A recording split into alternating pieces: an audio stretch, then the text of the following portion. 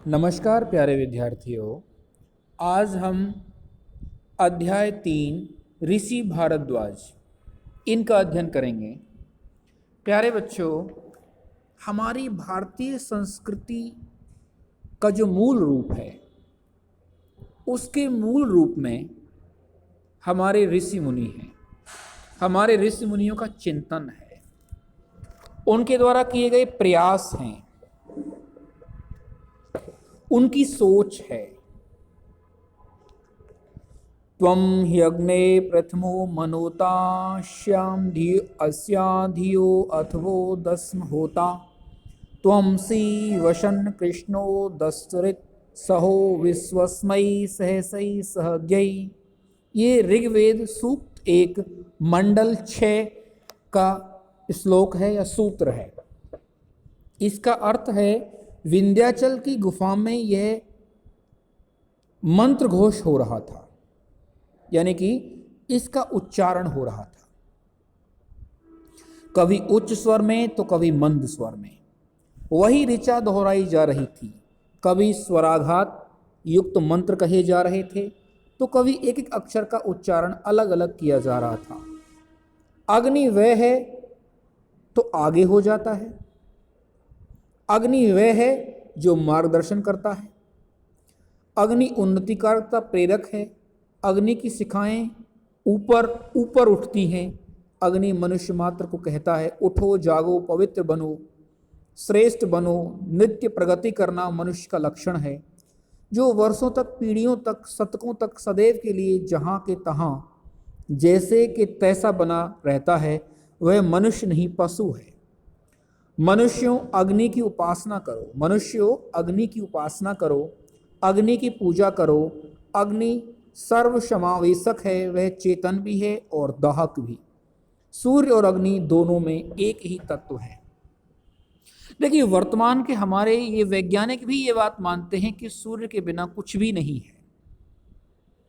सूर्य हर जगह समाया हुआ है। इसका चिंतन कहाँ से मिला?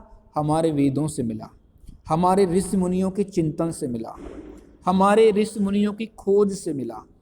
वास्तविकता में क्या है कि जो हमारे ऋषि मुनि जितने भी हुए हैं, वो एक श्रेष्ठ वैज्ञानिक थे, श्रेष्ठ वैज्ञानिक। उन्होंने जीवन तत्वों को, प्राकृतिक तत्वों को और सामाजिक समरसता के साथ, समन्वय के साथ मिलाने का पूरा प्रयास किया और मनुष्य के जीवन को सरल बनाकर एक उचित मार्ग प्रदान करने का प्रयास किया। अग्नि यानी कि आग, सूर्य, और ये बताने का प्रयास किया कि आग और सूर्य दोनों एक ही तत्व से मिले हैं। अग्नि विनाशक भी है और अग्नि चेतन भी है, चेतक भी है। यानी वह चेतक भी है और दाहक भी है, चेतना प्रदान करती है। आप सोचिए कि पौधे यदि हो रहे हैं, पौधे, हमने किसी पौधे को उगाया तो वह उगेगा ही तब जब उसको सूर्य की प्राप्ति होगी, जब उसे ऊष्मा की प्राप्ति होगी, जब उसे ऊर्जा की प्राप्ति होगी। और वह ऊर्जा का आदि स्रोत या ऊर्जा का मूल स्रोत ही सूर्य है। तो यहां वह चेतक है। चेतक का मतलब चेतना प्रदान करने वाला। लेकिन वहीं हम किसी वस्तु को जला देते हैं तो वहां अग्नि दाहक हो जाती है, नष्ट करने वाली हो जाती है, क्योंकि ऊर्जा की अधिकता दाहक होती है, ऊष्मा की अधिकता दाहक होती है। तो अग्नि हमारे लिए, हमारे जीवन के लिए, प्रकृति के लिए, वनस्पतियों के लिए, पशु पक्षियों के लिए, सभी के लिए आवश्यक है। अग्नि का शब्दार्थ क्या है? वह शब्द कैसे बना है? मूल धातु क्या है? विभिन्न उपसर्ग लगाने से कौन सी अर्थ छटाएं प्रकट होती हैं? अग्नि तत्व कैसे बना है? ये बहुत सारे प्रश्न हैं जिन्हें ऋषि भारद्वाज सोच रहे हैं। वह कहाँ, किस रूप में पाया जाता है? संघर्ष से अग्नि निर्माण होता है या अग्नि के कारण संघर्ष होता है? आश्चर्य है, पृथ्वी के भीतर अग्नि है, आप देखिए बहुत सारे लावा फटते हैं, ज्वालामुखी फटते हैं, कितने गर्म होते हैं। पृथ्वी के अंदर अग्नि है, आकाश में प्रकट होने वाली विद्युत अग्नि है। जब घटाएं टकराती हैं, और हम ये अच्छी प्रकार से जानते हैं कि घटा जल की वाहक होती हैं, बारिश कराती हैं, लेकिन जब वही घटाएं आपस में टकराती हैं तो अग्नि उत्पन्न करती हैं, जिसे आकाश विद्युत कहते हैं, आकाशीय विद्युत। तो ये कैसे जल और अग्नि परस्पर विरोधी दिखाई देते हैं। आप देखिए कि आग के ऊपर जल डाल दीजिए तो आग बंद हो जाती है, बुझ जाती है। लेकिन फिर भी जल में अग्नि कैसे है और अग्नि में जल कैसे है, ये इन विचारों में मग्न है ऋषि भारद्वाज। इस प्रकार भारद्वाज मुनि अपनी गुफा में बैठे इन विचारों में डूबे रहते हैं। कभी वे ध्यानस्थ होकर चुपचाप बैठते हैं, तो कभी अपने ही कक्ष में चक्कर लगाते हैं। अनेक दिन से बाहर नहीं निकलते थे, अनेक दिन वे बाहर नहीं निकलते थे। उन्हें न खाने पीने की सुध रहती थी और न सोने की। रात दिन वे चिंतन करते थे। अग्नि तत्व उसका विशेष प्रिय विषय था। वे कभी किसी से मिलते नहीं थे। अब देखिए, वैज्ञानिक जो खोज करते हैं उसका मूल स्रोत हमारे ऋषि वैज्ञानिकों से मिलता है। कि कोई वैज्ञानिक जिस भी चीज को पकड़ लेता है उसकी तह तक जाने का प्रयास करता है। यही हमारे भारद्वाज ऋषि कर रहे हैं, भारद्वाज मुनि कर रहे हैं। उन्होंने, उनका जो प्रिय विषय है वो अग्नि तत्व है, और उस अग्नि तत्व के विषय में ही अपना चिंतन और अपनी खोजों को लगातार प्रयास दे रहे हैं। एक बार उनसे मिलने के लिए देवराज इंद्र पधारे। भारद्वाज मुनि की कुटी का दरवाजा बंद था। इंद्र ने दरवाजा खटखटाया। मुनि ने भीतर से ही उत्तर दिया, या भीतर से ही कहा। एक बार उनसे मिलने के लिए देवराज इंद्र पधारे। भारद्वाज मुनि की कुटी का दरवाजा बंद था। इंद्र ने दरवाजा खटखटाया। मुनि ने भीतर से कहा, कौन है भाई? क्यों मेरे चिंतन मनन में बाधा डालते हो? मेरे पास थोड़ा भी समय नहीं है, कृपा करो कल आओ। दूसरे दिन भी इंद्र को यही उत्तर मिला, और तीसरे दिन भी यही उत्तर मिला। तब किसी ने मुनिवर से कहा, महोदय, आपसे मिलने के लिए प्रत्यक्ष देवराज इंद्र आए हैं।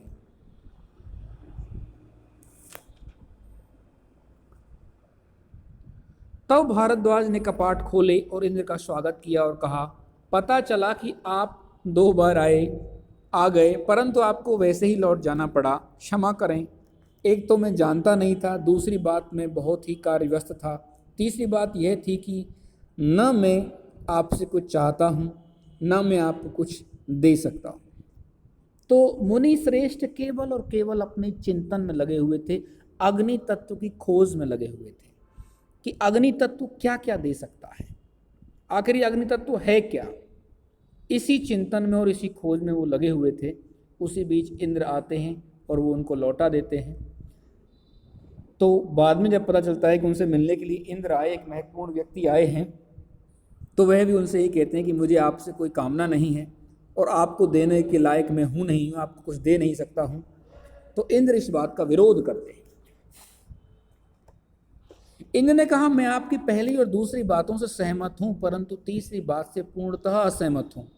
आप मुझे बहुत कुछ दे सकते हैं, मुझे ही नहीं सारे संसार को दे सकते हैं, वही मांगने आपके पास आया हूँ। भारद्वाज ने कहा, मैं भला क्या दे सकता हूँ? मेरे पास न धन है, न पद है, न प्रतिष्ठा है, मेरे पास न खेती बाड़ी है, न धान्य है, न कपड़ा है, मैं भला किसे क्या दे सकता हूँ? तो ऋषिवर कहते हैं कि मेरे पास लौकिक वस्तुएं नहीं हैं, और सभी लोग लौकिक वस्तुएं मांगने वाले होते हैं, तो मैं किसी को क्या दे सकता हूं? इंद्र फिर इस बात का प्रतिवाद करते हैं और कहते हैं कि नहीं।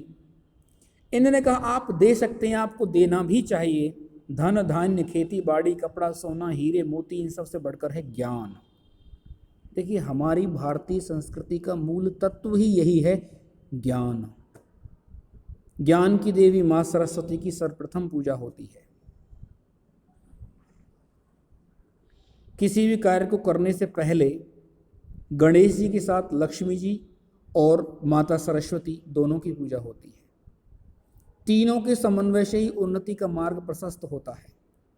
बुद्धि, ज्ञान और धन। तो इंद्र ने कहा, आप दे सकते हैं, बहुत कुछ दे सकते हैं, और ये भौतिक वस्तुओं से कहीं ज़्यादा दे सकते हैं, और वह ज्ञान है। ज्ञान हो तो ये सब चीज़ें प्राप्त हो सकती हैं, ज्ञान न हो तो ये सब चीज़ें बेकार हैं। आपके पास भरपूर ज्ञान है, वह आप सबको बांटिए। अपने आप को और ज्ञान को, अपने आप को और इस ज्ञान को गुफा में और कुटी में बंद करके न रखिए। क्या आप अकेले ज्ञानानंद लूटेंगे? यानी ज्ञान का आनंद आप केवल अकेले ही लेंगे, अन्य जनों को अज्ञान में रोने बिलखने देंगे? देखिए, कष्ट का कारण अज्ञान होता है, और यहाँ पर इंद्र ये चाहते हैं कि जो सामाजिक कष्ट हैं उन कष्टों का निवारण मुनिश्रेष्ठ करें। जरा चारों ओर देखिए, सामान्य जन अज्ञान की कीचड़ में कीड़ों जैसे बिलख रहे हैं। क्या उनका उद्धार करना आपका कर्तव्य नहीं है? क्या आप इतने स्वार्थी और संकुचित हो? कुल मिलाकर के मुनि भारद्वाज को वो उत्साहित कर रहे हैं अपने ज्ञान का प्रकट करने के लिए, लोगों का भला करने के लिए। और ऋषियों का तो जीवन ही परमार्थ सेवा के लिए होता है। 3 दिन और 3 रात तक इंद्र भारद्वाज को समझाते रहे। अंत में भारद्वाज इंद्र की बातें मान गए, सारी दुनिया को अपना ज्ञान भंडार लौटाने के लिए सिद्ध हुए। इंद्र की खुशी का ठिकाना नहीं रहा। यानी कि इंद्र जिस ज्ञान के प्रचार प्रसार के लिए मुनि भारद्वाज जी के पास आए थे, उस कार्य में भारद्वाज जी तैयार हो गए। अब अगला पाठ है जन्म तथा बाल्यकाल,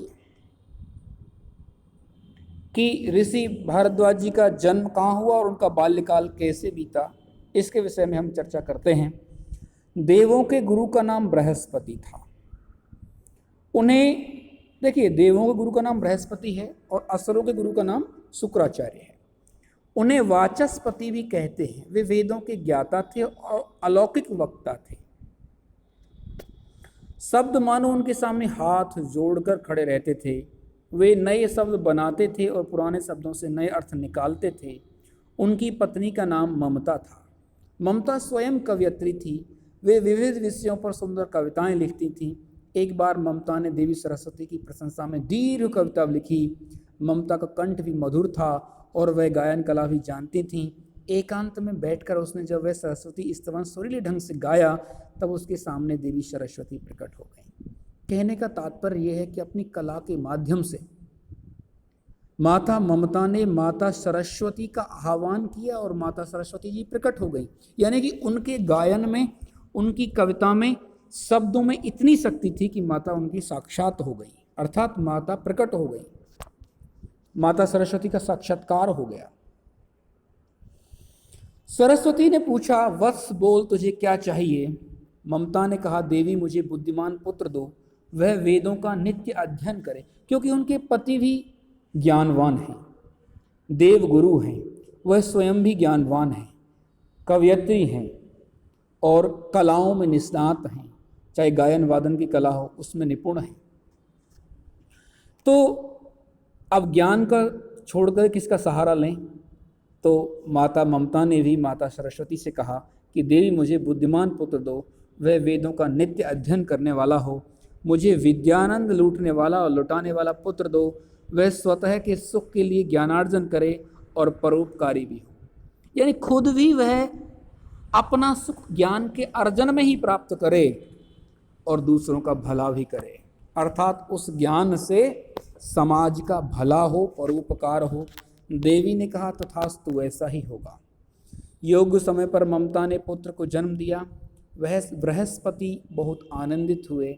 उसे देखकर उन्होंने कहा, इसका मुखड़ा चंद्रमा जैसा सुंदर है, इसका हम भली भांति भरण पोषण करेंगे। अपने पुत्र को देखकर हर पिता प्रसन्न होता है, उसी तरह देवगुरु बृहस्पति जी प्रसन्न होते हैं और भावी योजनाओं का निर्धारण कर लेते हैं कि हम इस बच्चे का अच्छी प्रकार से भरण पोषण करेंगे, जो एक हर पिता का कर्तव्य है। ममता ने कहा, हम इसका उत्तम रीति से भरण पोषण करेंगे ही, परंतु उससे भी अधिक हमें कुछ करना होगा। भरण पोषण और लालन पालन तो पशु पक्षी भी अपनी संतानों का करते हैं। हम अपने बालक को विद्या में प्रवीण बनाएंगे। माता और एक कदम आगे की बात करती है, बोली जीवन तो पशु पक्षी भी व्यतीत करते हैं, लेकिन हम अपने पुत्र को किसी विशेष विद्या में प्रवीण बनाएंगे, कुशलता प्रदान करेंगे। बृहस्पति ने कहा अवश्य अवश्य, वह इतना ज्ञानी होगा कि वह हजारों बुद्धि का भरण पोषण करेगा, हजारों की बुद्धि का भरण पोषण करेगा, वह ज्ञान के आकाश में सूर्य के समान चमकेगा। ममता ने कहा तब क्यों न इसका नाम भारद्वाज रखा जाए। बृहस्पति जी भी यही कहते हैं कि वह सूर्य के समान चमकेगा। देखिए, सूर्य और अंधेरा एक साथ नहीं रह सकते, अज्ञान और ज्ञान दोनों एक साथ नहीं रह सकते। यदि सूर्य चमकेगा तो अंधेरा रह नहीं सकता, और अंधेरा होगा तो फिर सामने सूर्य भी नहीं होगा। ज्ञान होगा तो अज्ञान उसके सामने नहीं ठहर सकता। अज्ञान प्रतीक अंधकार का है और ज्ञान प्रतीक सूर्य का है, चमक का है, प्रकाश का है। तो बृहस्पति ने कहा यह नाम उत्तम रहेगा, और माता ने उनका नाम भारद्वाज रखने का सुझाव दिया, और बृहस्पति जी ने भी उस पर अपनी मोहर लगा दी। इसके दोनों अर्थ होंगे, हमारे द्वारा संगोपित, संवर्धित तथा दूसरे का संगोपन और संवर्धन करने वाला, अर्थात हमसे ज्ञान प्राप्त करके, अपने ज्ञान का संवर्धन करके दूसरों को ज्ञान प्रदान करने वाला और उनका संवर्धन करने वाला, यह इस बालक के नाम का अर्थ होगा। बालक का नाम भारद्वाज रखा गया। जब वह 8 वर्ष का हुआ तब उसका उपनयन हुआ। हमारे यहाँ 16 संस्कार होते हैं, जिनमें उपनयन संस्कार एक है। उसके बाद उसे गुरुकुल भेजा गया। वहाँ उस समय दुष्यंत, शकुंतला का पुत्र भरत भी अध्ययन के लिए पहुंचा हुआ था। देखिए, महाराज भरत के विषय में हम सब जानते हैं कि वह दुष्यंत और शकुंतला का पुत्र था और एक श्रेष्ठ वीर और राजनीतिज्ञ था। तो उनके साथ ही ये भी अध्ययन करते हैं। दोनों समवयस्क थे, एक ही कक्षा में थे, अतः दोनों में घनिष्ठ मित्रता हो गई। भरत तो राजनीति विशारद हुआ, परंतु भारद्वाज ने अपने आप को वेदाध्ययन में लगा दिया और वेदों का इस प्रकार से अध्ययन किया कि उसे चारों वेद कंठस्थ हो गए। वेदों की एक एक ऋचा में अनेक अर्थ भरे हैं। देखिए, आज भी जो लोग वेदों का अध्ययन करते हैं, गीता का अध्ययन करते हैं, रामायण की चौपाइयों का अध्ययन करते हैं या वाल्मीकि रामायण के श्लोकों का अध्ययन करते हैं, तो हर बार कुछ ना कुछ नवीन अर्थ अवश्य प्रकट होता है। एक गहनता उसमें छिपी हुई है। उस गहनता को समझने के प्रयास लगातार करते रहे भारद्वाज मुनि। उन सबको खोजने में भारद्वाज तन्मय होने लगा। गुरुकुल से घर आने के बाद वह एकांत में बैठकर वेद और वेदार्थ का ही विचार करने लगा। इंद्र से प्रेरणा पाकर भारद्वाज देश भर में घूमा। गांव-गांव जाकर उस लोगों की स्थिति देखी। उसका हृदय करुणा से भर गया। मनुष्य होकर वह पशुवत जीवन जी रहे हैं। ये स्वार्थी, लोभी और उद्दंड बन गए हैं। कौन इन्हें उबारेगा? कौन इन्हें सुधारेगा? कौन इनका मार्गदर्शन करेगा? यह कार्य मैं करूँगा, मुझे ही करना होगा। प्राणों की बाजी लगाकर मैं यह कार्य करूँगा। जैसे ही उन्होंने सामाजिक स्थितियों को देखा, सामाजिक समस्याओं को देखा, लोगों को पीड़ित देखा, लोगों को तड़पते हुए देखा, लोगों को अज्ञानता के कारण एक दूसरे से लड़ते हुए देखा, लोगों को अज्ञानता में लगातार कष्ट सहते हुए जब उन्होंने देखा, तो उनका यह प्रयास हुआ कि मैं इन लोगों को अवश्य उबारूंगा, इनको ज्ञान प्रदान करूंगा। क्योंकि अज्ञान कष्टदायक होता है और ज्ञान कष्ट निवारक होता है। यदि हमें किसी चीज़ का ज्ञान है तो हमारा भ्रम और हमारे कष्ट दूर हो जाएंगे। वहीं यदि हमें उस चीज़ का ज्ञान नहीं है तो हम भ्रमित रहेंगे, कष्ट में रहेंगे, परेशान रहेंगे। तो इन सारी समस्याओं का समाधान करने के लिए इन्होंने पूरे भारतवर्ष का भ्रमण किया और उस भ्रमण के दौरान यह निश्चय किया कि मैं अवश्य ही लोगों को कष्ट को दूर करने का प्रयास करूंगा। अब इनका तीसरा भाग है ग्रामोद्धार, यानी कि गांवों का उद्धार करना। भारद्वाज किस तरीके से गांवों में गए, लोगों की समस्याओं का समाधान किस प्रकार से किया, लोगों को किस तरीके से जगाया, उनके अंदर की ऊर्जा को किस तरीके से संचित किया, एकत्रित किया, संगठित किया और आगे उनके जीवन को किस प्रकार से सुगम बनाने का प्रयास किया, इसका इस पाठ में हम अध्ययन करेंगे। भारद्वाज गांव जाकर लोगों को जुटाने लगे और उन्हें संगठित जीवन के पाठ सिखाने लगे। पशुता छोड़ो, सद्गुणी बनो, मानवोचित बर्ताव करो, यही उनके उपदेश का सार रहा करता था। एक गांव में जब वे पहुंचे तब सब लोग सोए हुए थे। घर घर जाकर उन्होंने लोगों को जगाया। सबको एकत्रित करते हुए उन्होंने जनता को कहा, आलस्य मनुष्य का सबसे बड़ा शत्रु है, उसे दूर भगाओ। सूर्योदय के 2 घंटे पूर्व सबको उठना चाहिए। उगते सूर्य को अवश्य प्रणाम करना चाहिए। उषा काल यह दिन का सबसे पवित्र समय है। उषा काल दिन का सबसे पवित्र समय है। तो सूर्योदय से 2 घंटे पूर्व उठने का सुझाव देते हैं भारद्वाज जी। सभी ग्रामवासियों को आलस्य से दूर रहने का प्रयास करना चाहिए, इसका बारे में वो बताते हैं। वो कहते हैं कि उषा काल यह दिन का सबसे पवित्र समय है। उस समय जप, तप, ध्यान, धारणा, पूजा पाठ आदि करना चाहिए। सूर्योदय के बाद उठना पाप है।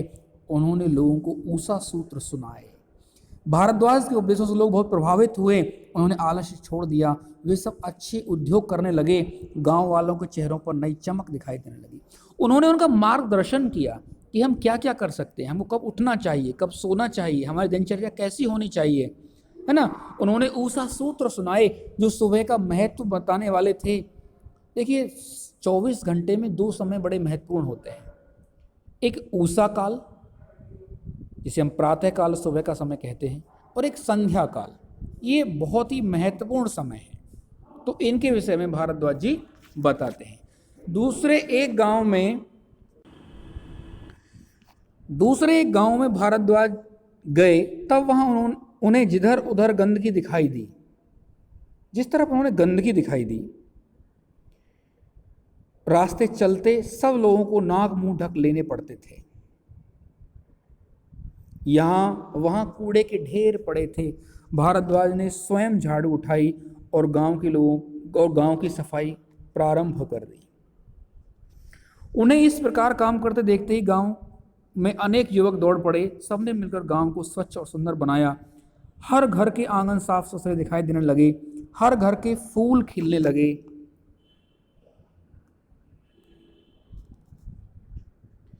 गांव की हवा बदल गई। वहां के लोग सुबह शाम एक जगह जुटकर व्यायाम करने लगे। देखिए, अब यहां पर क्या होता है कि सफाई का महत्व उन्होंने बताने का प्रयास किया कि सफाई हमारे लिए क्यों आवश्यक है, सफाई से क्या अच्छे कार्य हो सकते हैं। उन्होंने ये बताने का प्रयास किया कि यदि हमारे तरफ चारों तरफ गंदगी होगी तो हमारा मन मस्तिष्क अच्छी प्रकार से कार्य नहीं करेगा। हमारे चारों तरफ सफाई होगी, वायु में सुगंध होगी, अर्थात पौधों की, फूलों की जो सुगंध वायु में मिली हुई होगी, न कि दुर्गंध होगी। क्योंकि दुर्गंध से, वायु में मिलने वाली दुर्गंध से हमारा मन खिन्न हो जाता है। और वहीं यदि वायु में सुगंध मिली हुई है, पौधों के फूलों की सुगंध मिली हुई है, तो हमारा मन प्रसन्न रहता है, मस्तिष्क सही रहता है, हमारा कार्य करने में मन लगता है। इस सब के विषय में उन्होंने जब बताया तो लोगों ने व्यायाम करने शुरू किए, गांव को सुंदर बनाया, साफ सफाई की और सभी लोग उचित कार्यों में लग गए। तीसरे गांव में भारद्वाज ने देखा कि अनेक लोग बीमार हैं। वहाँ पर भी उन्होंने ग्राम की स्वच्छता की योजना बनाई, क्योंकि गंदगी बीमारी का सर्वोत्तम कारण है। गंदगी ही बीमारी को जन्म देती है और साफ सफाई बीमारी को नष्ट करती है। फिर उन्होंने सबको गाय का महत्व समझाया। दूध गाय का ही पीना चाहिए। गौमय, गौमूत्र, इन सब में अनेक रोगों को दूर करने का सामर्थ्य है। माता एक ही बालक की हुआ करती है, परंतु गाय सबकी माता है। वह सदा रक्षणीय है। सबकी देह में 33 कोटि देवता निवास करते हैं। भारद्वाज यह प्रचार गांव-गांव करने लगे कि गौहत्या महापाप है और गौपालन पुण्य कार्य है। देखिए, गौ का महत्व बताना परम आवश्यक था। भारतीय संस्कृति को बनाने में गौ माता का बहुत ही महत्वपूर्ण योगदान है। हम सभी गौ अर्क पीते हैं, गौ दूध पीते हैं, गौ माता का दूध पीकर स्वयं को बलिष्ठ बनाते हैं, रोगों से लड़ने की क्षमता हमारे अंदर आती है। गौ माता का हर कार्य, गौ माता का बैठना, उठना, किसी विशेष स्थान पर रहना, उसका मल मूत्र सभी वायरस और कीटाणुओं का नाशक होता है। ये वैज्ञानिक शोध से बिल्कुल सत्य है। गाय जिस स्थान पर बैठती है वह स्थान शुद्ध माना जाता है। इसलिए गौ माता का हर कार्य, गौ माता का हर क्रियाकलाप शुद्ध और पुण्य माना गया है। इसकी तरफ उन्होंने गांव वालों का ध्यान आकर्षित किया। भारद्वाज की प्रेरणा से हजारों गांव सुधर गए, लोगों की आपस में झगड़ने की वृत्ति नष्ट हो गई, मेल मिलाप बढ़ गया, पाखंड मिट गया, लोग ईश्वर भक्ति करने लगे। हम सब ईश्वर की संतान हैं, हम आपस में बंधुवत प्रेम करेंगे और सुख से जीवन जिएंगे, ऐसी भावना जाग उठी। भारद्वाज उन्हें सामूहिक तथा अनुशासनबद्ध जीवन का महत्व समझाया। भारद्वाज ने सबके सामने वेद मंत्र गाए तथा उनका अर्थ समझाया। भारद्वाज अपने चित्त में शांति का अनुभव करने लगे। आज तक वे वेद पढ़ते और उनके अर्थ पर विचार करते थे, अब वे वेदों को हजारों लोगों के जीवन में उतारने लगे, उन सब में ईश्वर को देखने लगे। देखिए, हमारी संस्कृति का मूल आधार वेद हैं और आज भी हम वैदिक कार्यों के द्वारा अपने समस्त क्रियाकलापों को सुखमय पूर्वक, शांतिपूर्वक पूर्ण कर लेते हैं। उन्हीं वैदिक कार्यों को, उन्हीं वैदिक मंत्रों के माध्यम से लोगों को समझाने का प्रयास जब महर्षि भारद्वाज जी ने किया तो उनकी आत्मा प्रसन्न हो गई, गांव सुधरने लगे, समाज का स्तर सुधरने लगा, समाज एक उत्तम शिखर पर आगे बढ़ने लगा, उत्तम रास्ते पर आगे आकर एक शिखर की ओर, जो सर्वोत्तम शिखर होता है, उस शिखर की ओर प्रयास करने लगा। और उन्हें स्वयं भी सबके अंदर ईश्वर का साक्षात्कार होने लगा, क्योंकि दरिद्र देवो भव, दरिद्रों की सेवा करना यानी कि अज्ञानियों को ज्ञान प्रदान करना, भूखों को भोजन कराना, निर्वस्त्रों को वस्त्र देना, ये जो उच्च सामाजिक कार्य हैं, यही ईश्वर की सेवा हम मानी गई है हमारी भारतीय संस्कृति में।